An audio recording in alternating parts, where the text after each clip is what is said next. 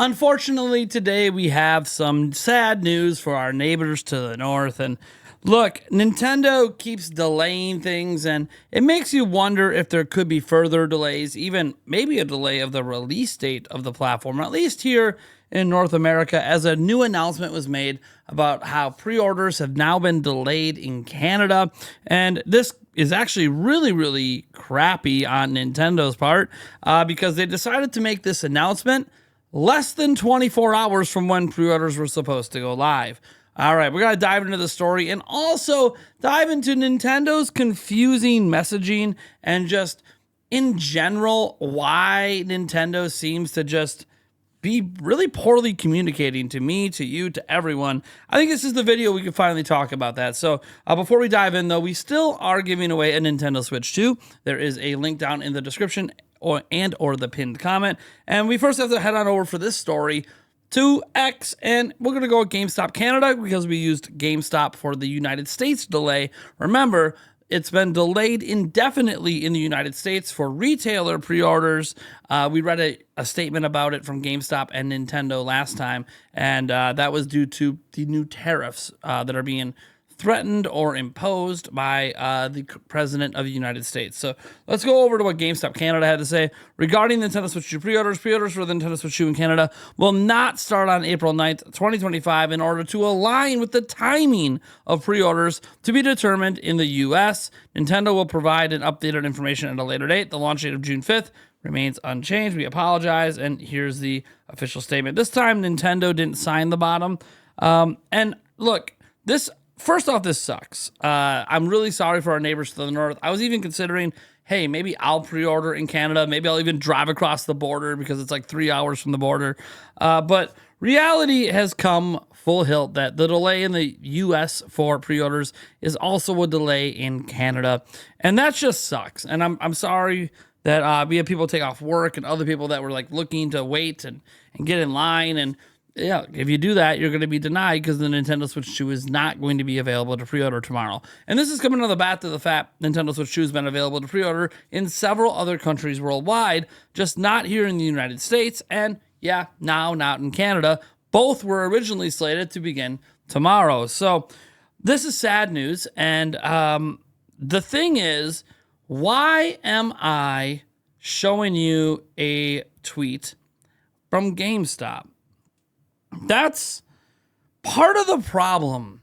Isn't that I don't believe GameStop and I don't believe all the numerous outlets that are reporting this. I do believe Nintendo reached out and sent emails about this delay. What I don't understand is why haven't they sent us an email? And I don't mean me as a YouTube channel. The people who are fans of their system. Nintendo has never once publicly officially said the Switch 2 pre-orders are delayed. They have never said it in a tweet. They have never said it in an email. They haven't said it in the interviews. Nintendo is saying nothing. They're letting their words through retailers speak for them. This, to me, goes on to a greater communication problem that seems to be happening with Nintendo, specifically Nintendo of America, but we can argue it's Nintendo in general. There are things we are finding out from Nintendo or about Nintendo Switch 2 that Nintendo themselves are not clarifying publicly. I'll give you an example. Recently, we did a misinformation video that was all about the Nintendo Switch 2 edition games and that everything was going to be included on the cartridge when you bought it physically. We found that out from a My Nintendo Store rep from the Nintendo UK. When I asked reps in North America, they didn't know an answer to it at all. But here's the thing.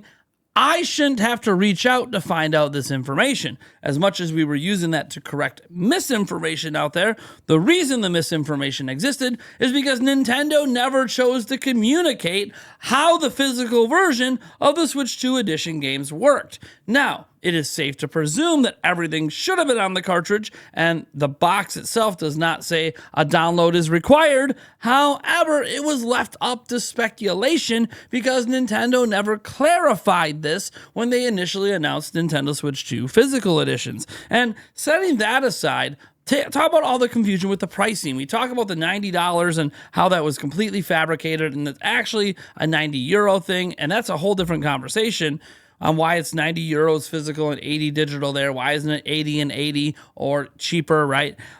Nintendo of America allowed the confusion to ensue in the US, as to this day, there are literal headlines and reports still happening, despite it being debunked, that Nintendo Switch 2 physical games will be as high as 90 US or $89.99. And again, why is this a problem? Nintendo could have solved it if they would have put the pricing in that dang direct.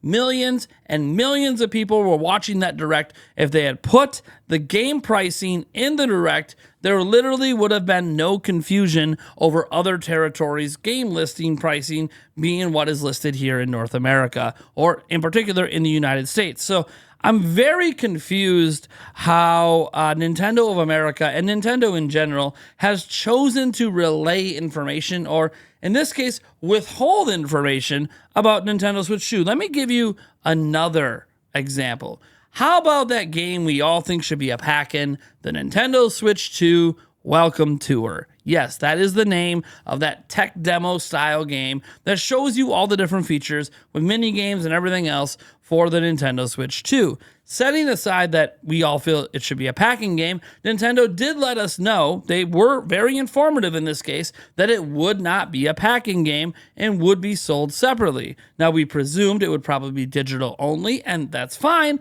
but why could we not find out how much it cost? It was not communicated in any emails, it was not communicated on your website, it was not communicated in the Nintendo Switch 2 Nintendo Direct.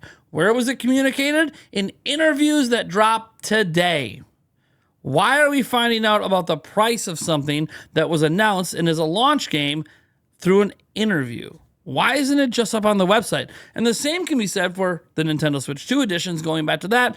How much does it actually cost to buy them individually for the Switch 2 editions if you already own the games? So if you already own Breath of the Wild and Tears of the Kingdom, if you already own Kirby and the Forgotten Land, well then how much is it just to buy the upgrade pack? Now, we sort of did some math because we knew what the physical version price was, and with math you were going to end up being correct, but Nintendo never confirmed it until interviews yesterday where they said yes, $10 for something like Breath of the Wild and Tears of the Kingdom will be $10 each. And then, yeah, all the rest that have like story content, that's going to be $20. Okay, cool. But it wasn't really communicated at all outside of these interviews. And we could talk about a billion other things that Nintendo themselves have communicated quite poorly. And I've already mentioned this in a few videos, but my most frustrating thing with Nintendo right now isn't even the delay in pre-orders and the potential the prices might go up. It's not the price of the games or the game key cards, or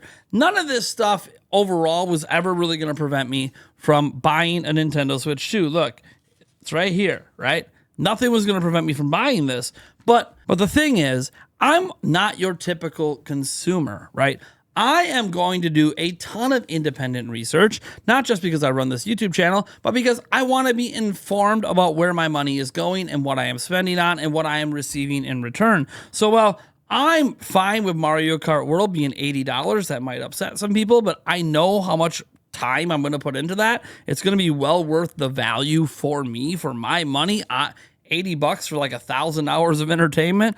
I'm not going to complain about that, but what I will say is that doesn't address all the concerns. How many games are going to be $80? Is this going to be a standard? They address the price point by saying there'll be variable price points, but why is Donkey Kong 70? Is it because it's a lesser experience? Are you saying that that's just worth factually less?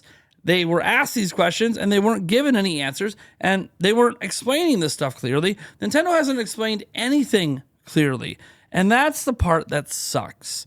Is I am upset that Nintendo themselves isn't doing a better job communicating. And part of me points the blame at Doug Bowser a little bit for Nintendo of America, but I don't want to pile on too much because I don't know all the particulars behind the scenes. But I don't remember being this confused about things heading into Switch. I feel like communication was quite clear from Nintendo of America, and that was back when Reggie Fils-Aimé was running the company. I don't remember messaging being confusing with the DS or the Wii. Now, we could talk about messaging being confusing with the Wii U. I never felt confused by it, but the overall marketing materials, like putting the tablet forward and kind of ignoring the console that already kind of looks like a Wii in the background, yeah, not a great decision. But look, I never really felt confused personally. but I also never felt like I needed to Google up and search up information the way I did with Nintendo this time around. The fact that Game Key Cards is buried on a support page and just not announced as a thing, really weird. The fact that we're finding out if games or Game Key Cards are full physical after the Direct, really weird, because you could have brought up Game Key Cards during the Direct and mentioned the benefit of like replacing download codes. You could have actually spun it to be a positive. This is where we just sit back and have to talk about that bad communication. And I hope you guys do better. That's really all I can hope at this point. Look, Switch 2 still looks worth it to me, at least at the current listed prices. $450, $500 for a bundle, $80 for Mario Kart World, $70 for Donkey Kong Bonanza. All that seems worthwhile to me and worth spending my money on. But prices might be going up. You announce delays of pre-orders through retailers instead of direct to consumer. I don't know, guys. I'm going to let this go for right now. You guys let me know what you think about this down below. I am Nathaniel Rumplejants from Nintendo Prime. And as always, I'll catch you in the next video.